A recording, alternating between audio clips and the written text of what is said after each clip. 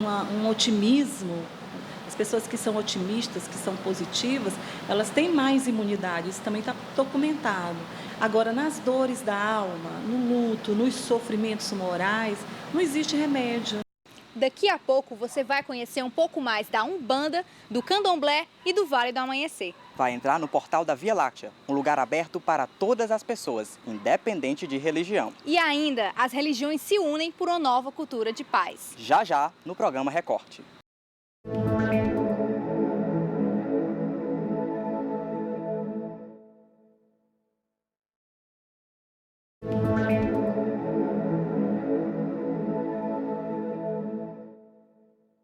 O sincretismo é uma junção de doutrinas ou concepções diferentes. No Brasil, a mistura de crenças e religiões é muito comum, principalmente na Bahia.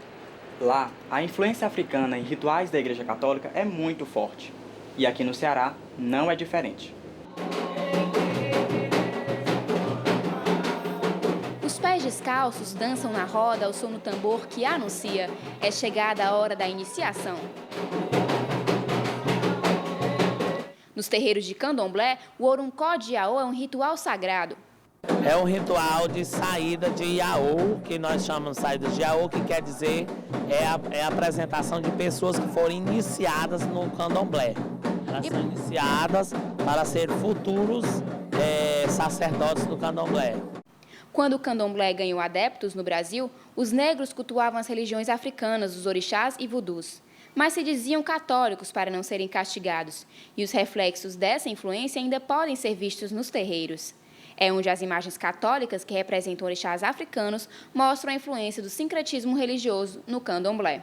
O sincretismo religioso no Candomblé foi mais uma coisa que o negro usou como subterfúgio, certo?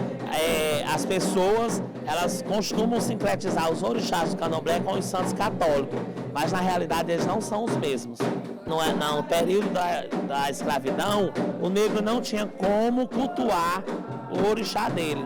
Então ele relacionava um santo da Igreja Católica que tivesse características, certo, ao orixá dele. E aí ele fingia que estava rezando para o orixá, rezando para o santo católico, no entanto ele estava louvando o orixá dele. Outra doutrina que funde características da religião católica é o Vale do Amanhecer. O movimento religioso surgiu no Distrito Federal em 1959, através de Tia Neiva, uma médium clarividente. Hoje, o Amanhecer já tem adeptos no mundo inteiro. A doutrina do Vale do Amanhecer se formou com uma senhora chamada Neiva Chaves Elaia. Uma senhora de formação católica, ela começou a ter dons, começou a ter visões, e essas visões, para serem identificadas, ela procurou centros de Umbanda, ela procurou psicólogos, procurou um centro kardecista, até que ela conheceu uma senhora chamada Mãe Neném, que era kardecista, e começou a desenvolver a mediunidade dela. E daí se formou a doutrina do Amanhecer. Com o desenvolvimento mediúnico de Tia Neiva, que ela era uma clarividente, ela começou a receber dos mentores da doutrina toda a orientação da formação religiosa, tudo que nós trazemos de uniformes, de cores, de rituais, de trabalhos, tudo isso foi trazido por Tia Neiva através da sua clarividência e dos mentores da doutrina. Então não foi essa através de estudos de pessoas aqui no plano físico, então foi tudo trazido, a gente acredita, dos planos espirituais.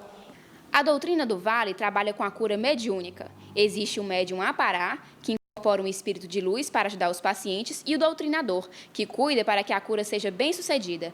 Aqui eles trabalham com a cura espiritual. A gente pratica o evangelho, atende o paciente independente de onde ele veio, para onde ele vai, para a gente não importa. Para a gente o que importa é que a gente ajudou um espírito ou vários espíritos que estão com eles, e com isso nós estamos também evoluindo nosso espírito, nós estamos resgatando também as nossas dívidas também.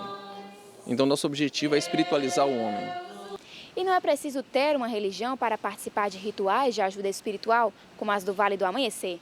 No espaço místico do Portal da Via Láctea, preces, mantras e orações fazem parte dos rituais de espiritualidade. O sincretismo é visível por aqui. Por ser um espaço ecumênico, todas as crenças são bem-vindas. O Portal da Via Láctea ele não é vinculado a nenhuma doutrina, nenhum dogma, nenhuma filosofia. Todas as crenças são bem-vindas e respeitadas. Aqui nós trabalhamos o crescimento do ser humano. Agora, dentro de uma linha xamânica também, né?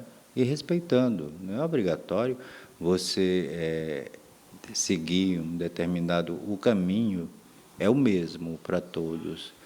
né? A energia da força máxima do universo é uma só. Não importa em que denominação ela esteja, né? As pessoas só rotulam, né? Deus, ele não foi privatizado por nenhuma igreja, ele não é propriedade privada de ninguém, ele é de todos nós, né? E está dentro de cada um de nós. A partir do momento que você se conscientiza desse poder e dessa energia poderosa que existe dentro de cada ser humano, as coisas começam a mudar. Muda de uma forma assim e tudo fica mais fácil na vida do ser humano. Fábio Lacerda conta que a ideia do portal já estava na cabeça dele desde a infância. Para ele, este é um lugar sagrado, onde as pessoas devem trabalhar a positividade.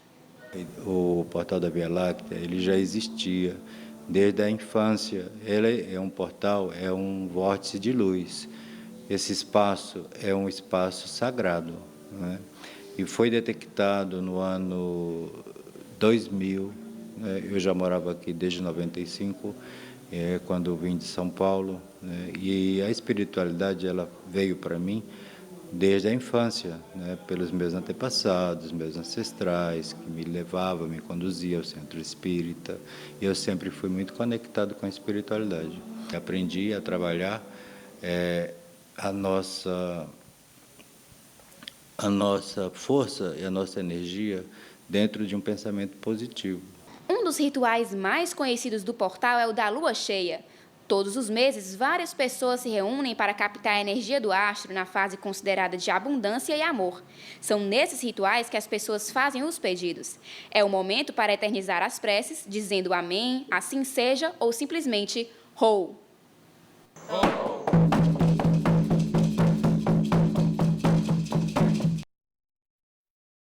Depois de muitas guerras, disputas ideológicas e tentativas de esconder a verdadeira crença através do sincretismo, as religiões voltam a dialogar entre si nesse novo século. Apesar das diferenças existentes entre as religiões, muitos líderes espirituais buscam uma nova cultura de paz. Tudo para facilitar o entendimento e a união dos povos. Diversas formas de religião se desenvolveram ao longo dos anos. O totemismo pode ser considerado a mais antiga forma de devoção.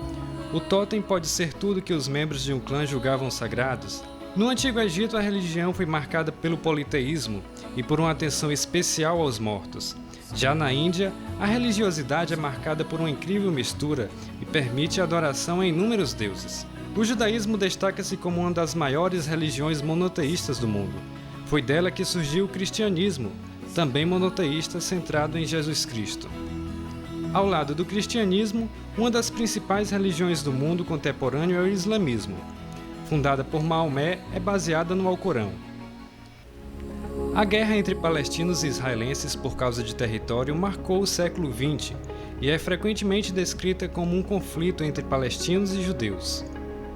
No Brasil, tido como um país de diversidade, a história não registra grandes conflitos em nome da religião, mas sabemos que a disputa de poder e de dinheiro também tem seus desdobramentos, especialmente entre católicos e evangélicos. Geralmente há muitas variáveis.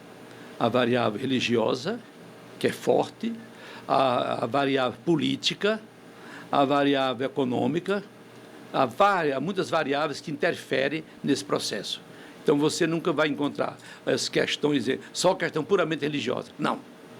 Há também um misto de preconceitos e de conceitos, às vezes, errôneos, que levam as pessoas a realmente fazer verdadeira guerra em nome de religião, em nome de política, quando a política, a religião, devem ser meios das pessoas viverem melhor e não de se destruírem. É interessante que se tenha uma posição não radical, que se possa ter uma abertura, até para que se possa compreender a situação, a ideia do outro. Claro que tem pontos que eles são inegociáveis com relação à fé, ao ensinamento bíblico. O que uma análise mais apurada dos fatos nos mostra é que a religião em si não é o principal motivo das guerras. Ela começa, na maioria das vezes, envolvendo questões complexas, como política e economia. Atualmente, muitos líderes religiosos estão buscando uma convivência pacífica. Ao longo da história, mesmo com registros de tantas guerras aparentemente em nome de Deus e da religião, muitos homens e mulheres de fé se destacaram na luta pela paz mundial. A luta pacífica do pastor Martin Luther King em favor dos direitos dos negros americanos foi premiada com o Nobel da Paz em 1964. Por vingança, os intolerantes assassinaram Luther King em 1968. Dalai Lama, líder do budismo tibetano, foi reconhecido pela campanha não violenta contra a ocupação política e militar de seu país, recebendo o Nobel da Paz em 1989. Muitos outros líderes religiosos se destacaram na promoção da paz mundial. Para essas pessoas, a palavra religião significa sim, religar, unir forças para a construção de um mundo melhor.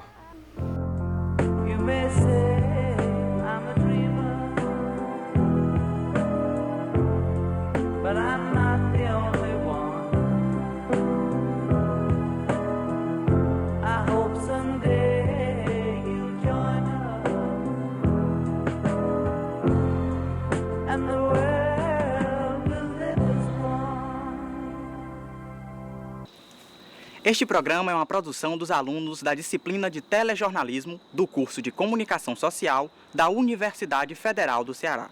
Com ele, nós buscamos exercitar o que aprendemos em sala de aula. Agradecemos a todos que ajudaram na realização desse programa e a você pela audiência. Até a próxima! Até lá!